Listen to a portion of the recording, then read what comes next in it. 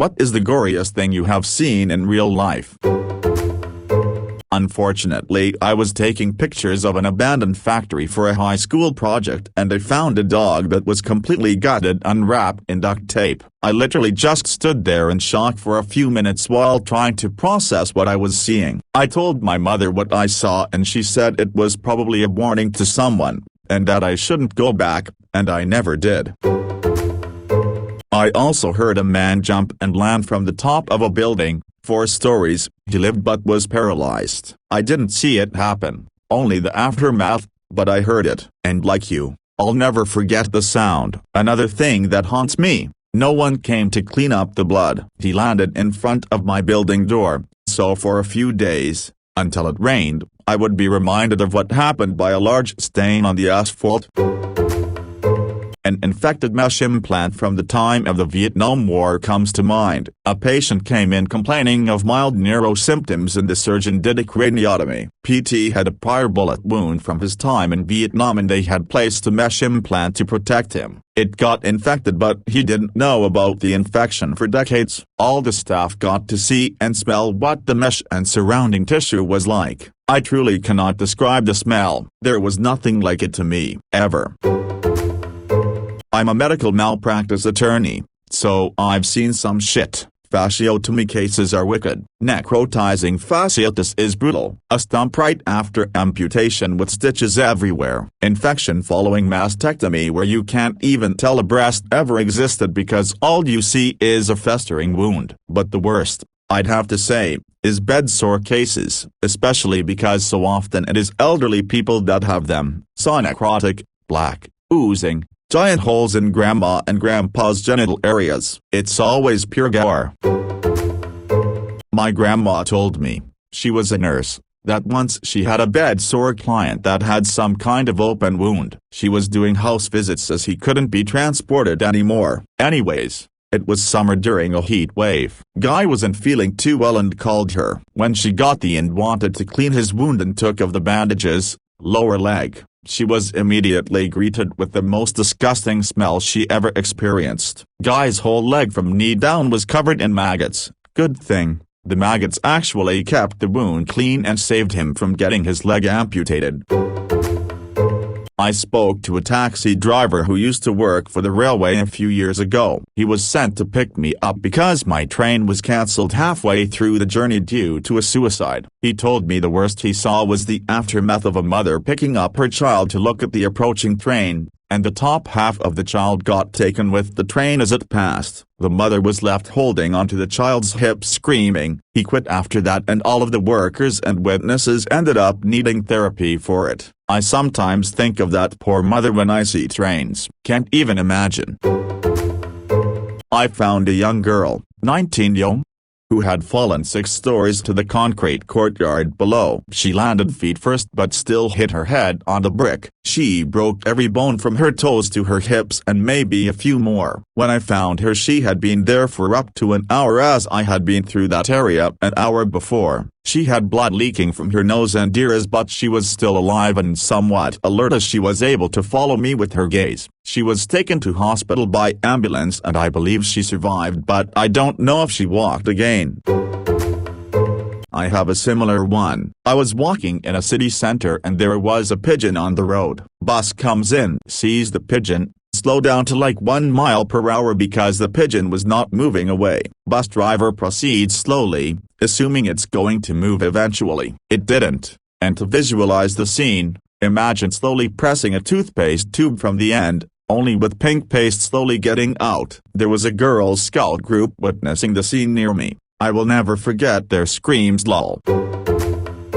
Came up on a car accident many years ago. 2 cars hit offset at highway speeds. The engine of the smaller car, 90s Saturn coupe, was laying in the road. I went up to the Saturn first. The steering wheel was pushed up against his chest. Both of his legs were mangled and he had bone sticking out of his left leg just above the knee. He was breathing but barely, red foam coming out of his mouth and nose. I was on the phone with 911 when he stopped breathing. The guy in the other car was also badly injured. He was awake and talking but not making any sense at all. He had some bad cuts on his face, and his left arm was almost completely severed. That dispatcher walked me through putting a tourniquet on his arm. I also took a coat out of my car to help keep him warm. It was extremely cold out, probably around -15 F. From what I later found out, that guy died later during the helicopter flight to the hospital. He was the sober one. I watched somebody get decapitated. They were speeding and doing a wheelie on a motorcycle and went headfirst into the trailer of a turning truck. Bike and body kept going forward. It was a high-set trailer. Head went upwards and backwards. Lots of blood. I called my boss to let him know what I'd witnessed. Someone else was calling the cops. He responded by telling me the best thing to do was to shake it off and focus on work.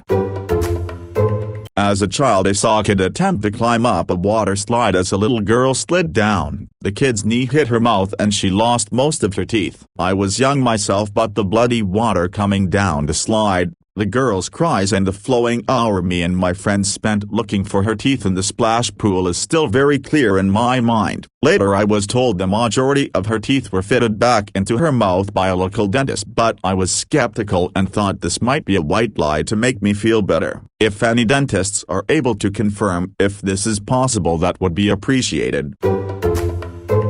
I was working doing drain cleaning when I was young. One day I got called out to a job on a small sewer main. I could see where the blockage was, so I went and pulled the manhole downstream up and a high-pressure self-propelled hose in and sent it upstream. I hit the blockage and water flowed to where I was, so I pulled the hose back and the water stopped flowing. I sent it up again and same thing. I had flow, pulled it back and it stopped again, so I walked up to the upstream manhole and lifted it. What I saw was a Hessian bag and I could see a tuft of hair sticking out, short blonde hair. Earlier that day I was talking to a plumber who had a friend who, I have no idea why this came up in conversation, had found a baby in a manhole. So with that fresh in my mind and quite freaked out, I opened the bag to find a dog partly decomposed, enough that if you touched it the skin and hair would split and fall off. Who the fuck puts a dog, I hope dead, in a fucking manhole? ? And guess who had to deal with that shit?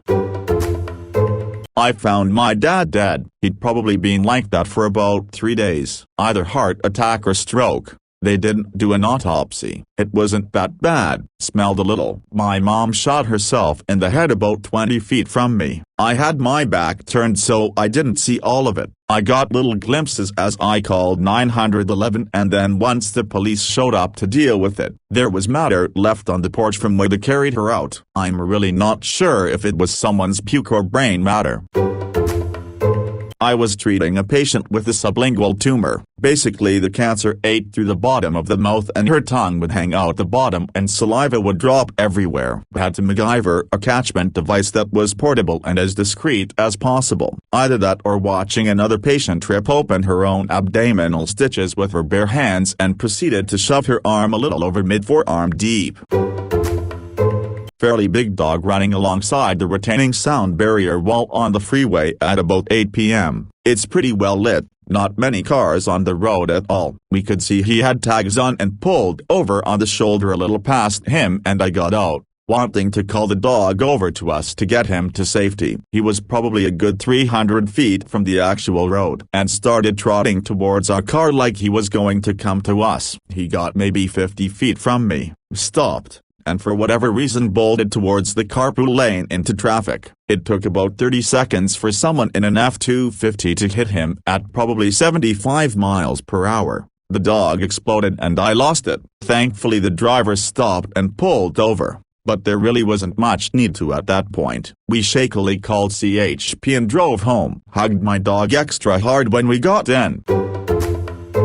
Man, these comments are some of the most ignorant toxic ones on here. If you don't like hunting, so be it. But hunting is the primary source of funding for natural resource preservation in many countries. In the U.S., hunting is the primary tool used for population control of species, keeping terrible diseases and overpopulation issues from decimating regions. Nobody said this guy was hunting bears. All of you celebrating a man's gruesome death should be ashamed of yourselves.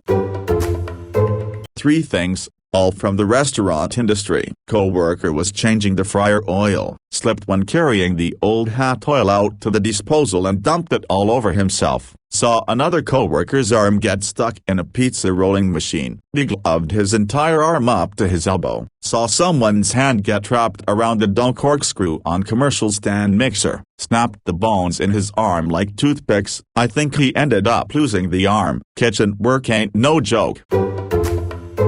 I was EMT for many years. Saw the same. More memorable gore included a beheading in a motor vehicle accident. Attending to a woman who committed suicide using a .357 revolver in her mouth. The cops were the first ones to arrive and proceeded to begin CPR, and thus we continued care until we could get a pronouncement via radio from the doc after explaining that the entire back of the patient's skull had lost its integrity and the cranial organ was largely displaced and severely fragmented. Also, was on the scene of a murder-suicide where the mother killed her husband and one of her children, while her two older ones were at school, before killing herself. Oh, and just because it's obligatory for a Reddit post, a penis mutilation. I went on the exact slide about 3 days before that little boy did. The line for it was huge, and they weighed everyone in your group on a big scale before getting on. They mixed and matched your party to make the raft you got and have the correct amount of weight to not allow it to come too far off the slide. To explain clearer, if you showed up with 3 friends that were all thin and light, they might swap 1 or 2 of your friends out for a bigger person from the line until your total raft weight was heavy enough to keep the raft down. I don't know if one of the teenage minimum wage employees got the weight wrong and the whole raft came up, or if the kid was just too light himself and wasn't strapped in to stay down, or if the Velcro straps failed. I don't think it was an employee's fault though. They showed clips of the dummies they used for the test drives of the ride being thrown off and decapitated just days before opening it, but they opened it anyway because they wanted the title of tallest water slide in the world or something, and wanted it open for the season. So, there was a portion of the ride without mesh at the top, and a portion with mesh. He was high enough out of his seat in the open air part for his neck to meet right where the mesh started up again, and it decapitated him. He must have come out of the restraints. My blood ran cold when I heard about that. I had just ridden that ride. They kept showing the blood streaking from the water slide on the news, with an overlay of that little boy's baseball portrait. Horrifying. There was a billboard for that water park advertising for that specific ride along the highway that they had to scramble to take down immediately. It was haunting to drive past after the incident. Edit. The name of the slide was Verrückt, which I think means crazy in German. Yup. It certainly was crazy to open that to the public when tests were destroying crash dummies. Irresponsible. I hope the family got money. Me and my friends were little shits growing up, finding abandoned homes to party in. Someone mentioned a place that was ripe. We break in, no electricity. Start to set up smoking material when someone complains about the smell. This was before mobile phones, so there was little to no light. Found a bloated dead body, fused into the sofa and running alive with maggots. It was horrific. Left, was sick and phoned the police. I was given a little light lunch cooler by an emergency room surgeon and told to go retrieve my cousin's severed thumb from the chop saw he cut it off with. So I did. Yes, I put it in the correct packaging scent, put it in that cooler, rushed it back to the ER. It was all for nothing. We now call him Stumpy. It looked like a fake rubber finger but felt cold and leathery. Worked at a veterinary clinic in San Antonio. Someone brought a dog in to be put to sleep. I was a kennel assistant, so I had to be around to clean up afterward. This dog, a Doberman, had been shot in the head and had parvovirus. The hillbilly owner had tried to kill the dog but it didn't work, so he brought the poor thing into the clinic. Shot in the damn head, still alive and having diarrhea. There was blood and shit on the exam table and floor. It was horrifying. I almost quit that job on the spot. Edit. The smell of parvo itself is terrible. It's like death warmed over for a year mixed with shit, vomit, and maggots. It's nothing you want to ever experience.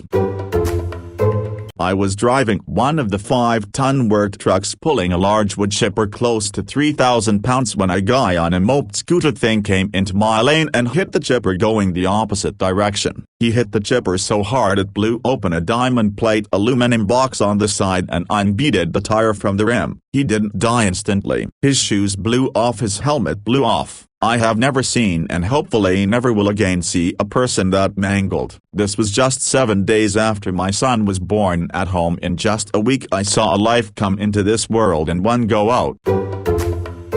My twin sister died from sepsis last year. Both me and her have severe autoimmune diseases, and hers was severe whole colon ulcerative colitis. She had an ulcer that perforated her colon and leaked toxins into her bloodstream, and she got severely septic. The reason she died was medical malpractice. The doctor refused to keep her at the hospital. This was when COVID was huge, and she went home and they found her dead in bed at night and screamed for my mother and brother. She was my bestest friend in the whole world. She was the only person that's ever truly loved and accepted me for who I was. We were inseparable and eternally bonded. She's in the spirit world now, but the thing I'll never forget is when the ambulance took her and she spent 3 days with her organs shutting down and her brain dying. I went in there to visit one last time. I cut a lock of her hair and it's still at my abusive narcissist mother's house in Florida. I'll never forget visiting her and seeing her on that ventilator,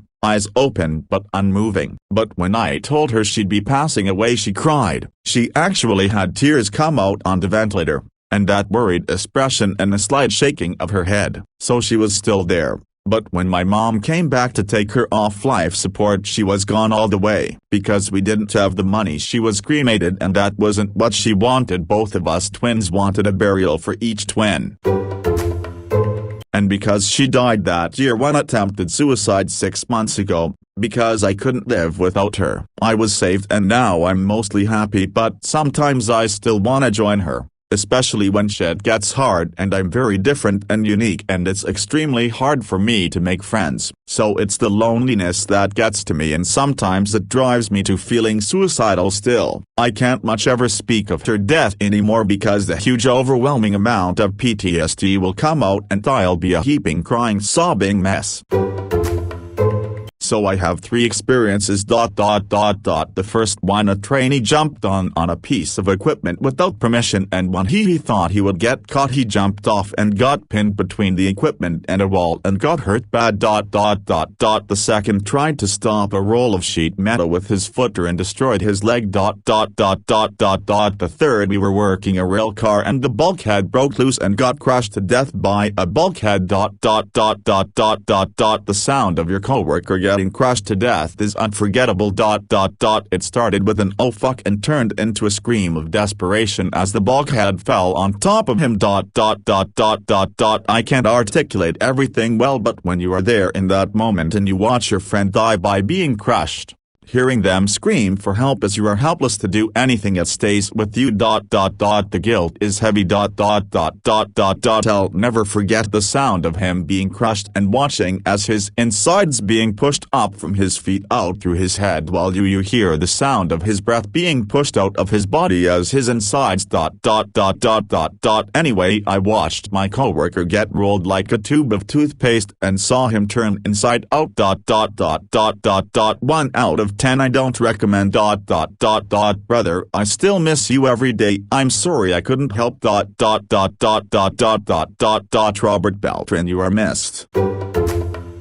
Not seen, but felt. Many moons ago I was doing my trauma rotation in nursing school. One of the big local businesses was a crane factory. A worker fell 20-something feet, landing on his back. My let the student do something relatively harmless task was to stabilize his cervical spine by holding his head in my hands when he has rolled around for the trauma assessment. As I was cradling his head, I realized it felt like a cracked, soft-boiled egg. All the little fragments of crushed skull just mushed around in my hand like pieces of eggshell in a fleshy sack of goo. 20 years on, I've seen plenty of visually disturbing gore, but that's one of the few tactile memories that actually gives me a bit of the gibblies.